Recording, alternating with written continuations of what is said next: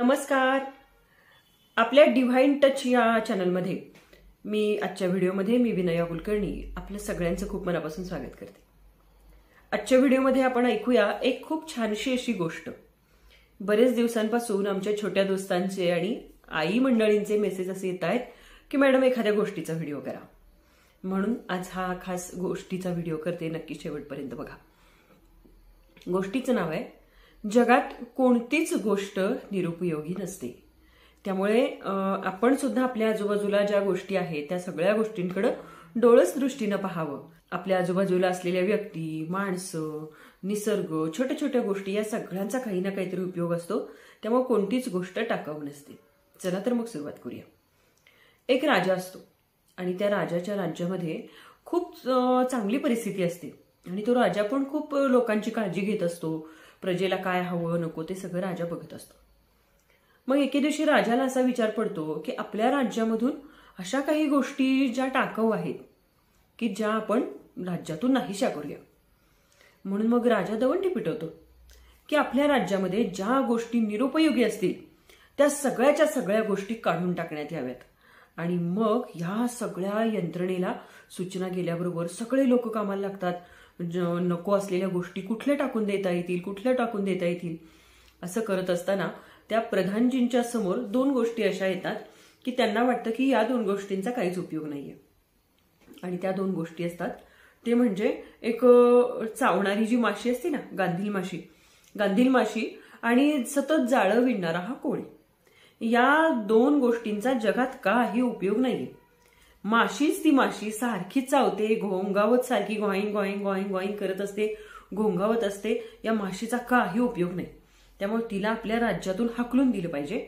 आणि हा कोळी की जो कोळी सारखी जाळी विणतो आणि ही विणलेल्या जाळ्यांमुळं सगळ्यांना त्रास होतो. आपल्या सुद्धा घरात आपल्याला कोळ्यांचा त्रास होतो की नाही. गोष्टी जाळी विणतात, मग ते जाळ्यासारख्या स्वच्छ करावे लागतात. तसं झालं. राजाला ही गोष्ट पटते आणि राजा त्याच्या राज्यातून सगळ्या प्रकारच्या माशा घालवून देतो. सगळ्या प्रकारच्या माशा, मग गांधील माशी, घरमाशी, चावणारी माशी, उडणाऱ्या माशा, सगळ्या प्रकारच्या माशा राजा पकडायला लावतो आणि जंगलात बाहेर सोडून देतो. तसंच कोळी सुद्धा सगळे पकडले जातात आणि जंगलात सोडून दिले जातात. झालं. आता राजाला वाटतं येस, आता आपल्या राज्यात एकही गोष्ट अशी नाहीये की जी टाकाऊ आहे. आपलं राज्य आता एकदम स्वच्छ आहे. आणि घ्या की एक दिवस नेमकं त्या दुसऱ्या राजाचं आक्रमण या राज्याच्या राज्यावर होतं. दुसऱ्या राज्याचे सैनिक असे भसाभस राज्यात घुसतात आणि त्या राजावरती आक्रमण करतात.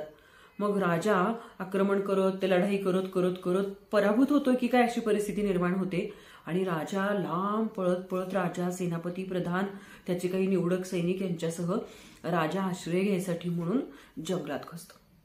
जंगलात गेल्यावरती पण राजा, सैनिक, प्रधानजी या सगळ्यांची ताटातूट होती. कोण कुठं पळत सुटले हे काही कळत नाही. आणि झालं. राजा एक ठिकाणी इतका पळून पळून पळून दमतो आणि एका झाडाखाली तो पडतो तसा त्याला गाढ झोप लागते. तेवढ्यात थोड्याच वेळा त्या राजाच्या नाकावर एक माशी येऊन बसते आणि ती माशी त्या राजाला टचकन चावते. चावल्याबरोबर राजा दचकून उठतो आणि बघतो तर काय माशी चावली. आणि त्याचबरोबर जागा झाल्यानंतर त्याच्या लक्षात येतं की शत्रूच्या सैनिकांचा आवाज येतोय. म्हणून राजा पळत पळत पळत पळत पळत तिथनं उठतो आणि पळत पळत सुटतो. आता कुठे लपायचं? तर राजाला तिथे गुहा दिसते आणि त्या गुहेच्या तोंडाला कोळ्यांनी मोठंच्या मोठं जाळं विणलेलं असतं.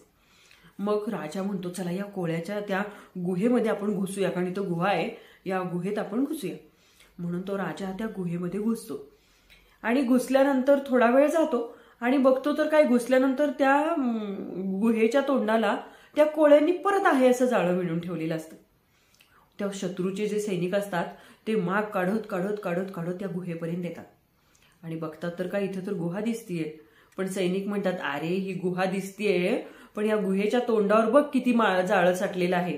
त्यामुळे नक्कीच या गुहेमध्ये कुणी लपायला गेलेलं नसणार आहे. वाघ, सिंह तर मुळीच नसणार आहे, कारण कोळ्यांचं जाळं बघ किती आहे. असं म्हणत ते सैनिक तिथून पळून जातात. हे सगळं राजा आत बसून ऐकत असतो. आणि राजाला मग तेव्हा कळतं की ती माशी जर नाकाला चावली नसती तर कदाचित त्याला जागच आली नसती आणि झोपलेल्या अवस्थेत आपोआप तो सैनिकांना सापडला असता. आणि जर पळत पळत येऊन या गुहेत लपल्यानंतर या कोळ्यांनी जर तिथं जाळं विणलं नसतं तर आपोआप त्या सैनिकांना कळलं असतं की राजा इथं लपून बसलेला आहे म्हणून, आणि आपण अलगद सापडलो असतो. आणि मग राजाला पश्चाताप होतो.